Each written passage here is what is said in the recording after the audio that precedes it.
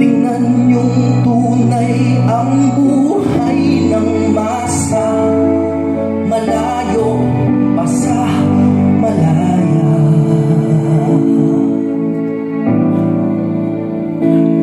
Kay tagal pa natin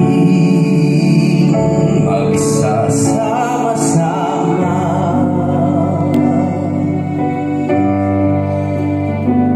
simula pa lamang, kumbaga sa drama.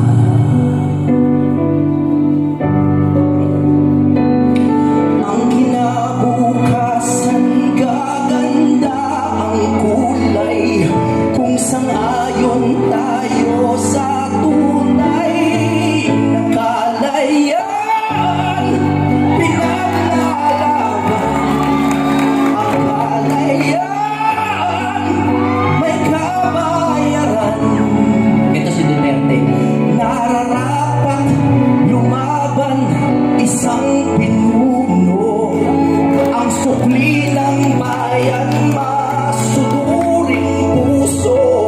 Kung sabay-sabay nating mahalin ang tuntunin, makakamit na ng bansa ang tunay na laya. Tunay na laya. Tunay na laya.